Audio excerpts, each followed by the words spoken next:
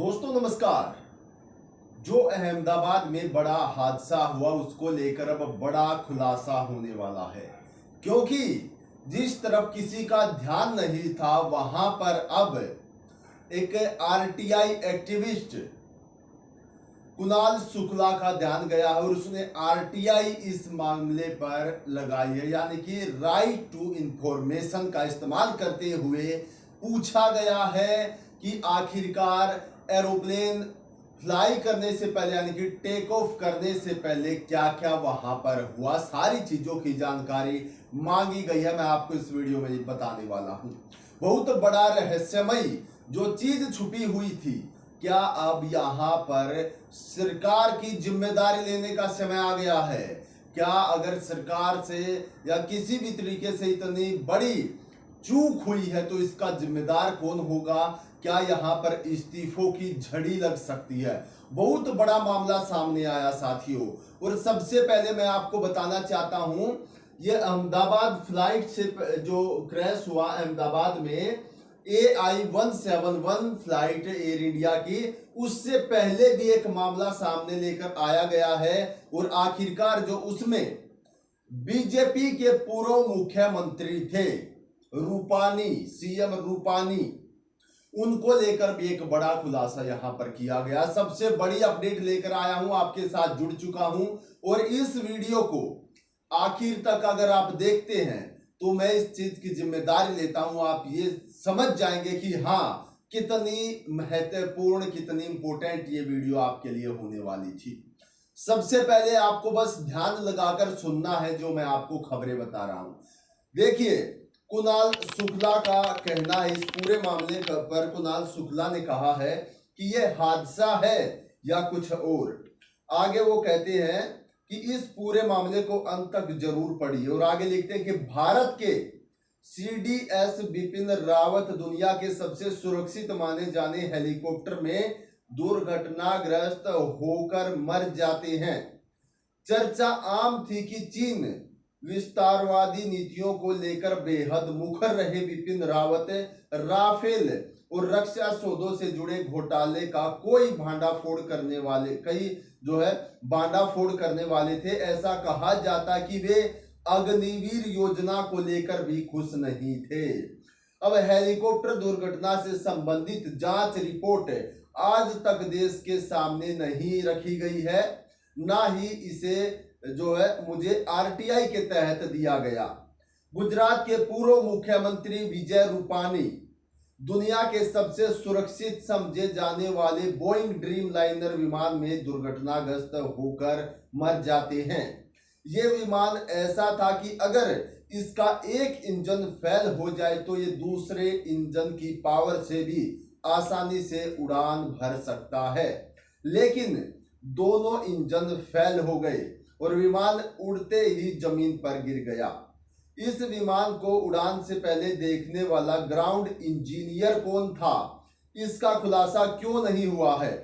इस विमान को आखिरी बार फिटनेस सर्टिफिकेट कब दिया गया था, इसका खुलासा अभी तक नहीं हुआ है। यह चर्चा बहुत आम थी कि विजय रूपानी किसी 27,000 करोड़ रुपए के घोटाले का पर्दाफाश करने वाले थे। रावत और रूपानी दोनों ही हमारे बीच में नहीं है। यानी कि कुणाल शुक्ला ने साफ तौर पर हमारा ध्यान किस तरफ खींचा, आप समझिए। CDS बिपिन रावत एक ऐसा हेलीकॉप्टर क्रैश होता है जो सुरक्षा में सबसे अपर दर्जे पर आता है। और पूर्व मुख्यमंत्री विजय रूपानी एक ऐसे एरोप्लेन से दुर्घटनाग्रस्त होकर इनकी मृत्यु हो जाती है जिसको सुरक्षा के तौर पर सबसे अपर दर्जा दिया जाता है। यानी कि अगर इसका एक इंजन बंद भी हो जाता है तो दूसरे इंजन से ये फ्लाई कर सकता है। इसके बाद भी इतने बड़े हादसे हुए हैं, आखिरकार क्या हुआ, किसने किया, बहुत सारे सवाल यहां पर खड़े हो जाते हैं। इतना ही नहीं, उन्होंने बताया है इस पूरे मामले को लेकर अब आरटीआई लगाई गई है। और आरटीआई में उन्होंने क्या पूछा, ये भी सबसे बड़ा सवाल आपके जहन में घूम रहा होगा। आपको मैं बताता हूं कि आरटीआई को लेकर उन्होंने क्या कहा है। स्क्रीन पर देखिए, कुणाल शुक्ला ने लिखा कि 300 लोग मर गए उस विमान का फिटनेस सर्टिफिकेट कहां पर है? कौन से ग्राउंड इंजीनियर ने इस उड़ान भरने से पहले देखा और उड़ जाने की अनुमति प्रदान की? न तो मीडिया पूछ रहा है, न ही सरकार बतला रही है। क्या हम नागरिकों की जान इतनी सस्ती है? आज मैंने आरटीआई लगाकर डीजी सिविल एविएशन से पूछा है। उन्होंने पूछा कि air India flight AI-171 Boeing 7878 dream liner registration VTANB की आखिरी फिटनेस जांच या मेंटेनेंस से संबंधित जानकारी उपलब्ध कराई जाए। और दूसरा उन्होंने पूछा है कि जानकारी तथा उनका नाम दें।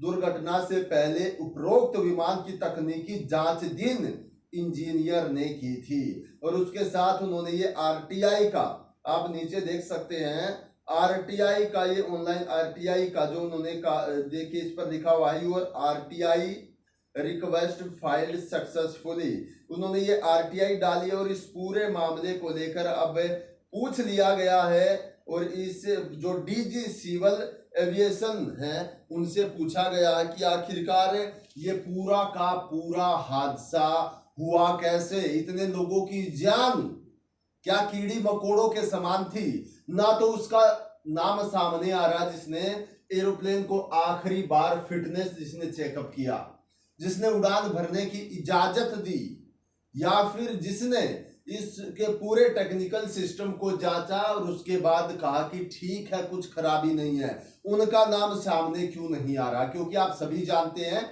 डोमेस्टिक फ्लाइट की भी चेकिंग होती है उड़ान से पहले।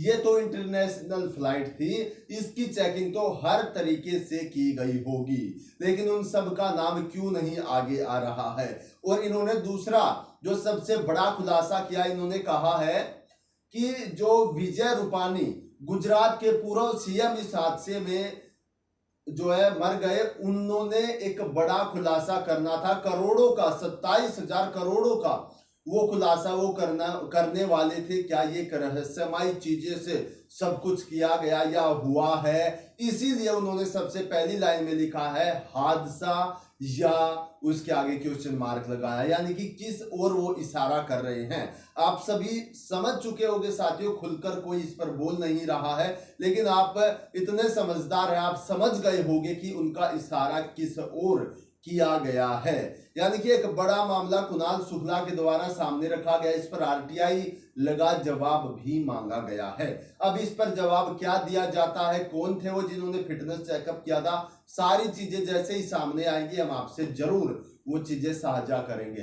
तो एक बड़ी अपडेट निकल कर आई थी, आप इस वीडियो को शेयर भी कर सकते हैं। नमस्कार, जय हिंद।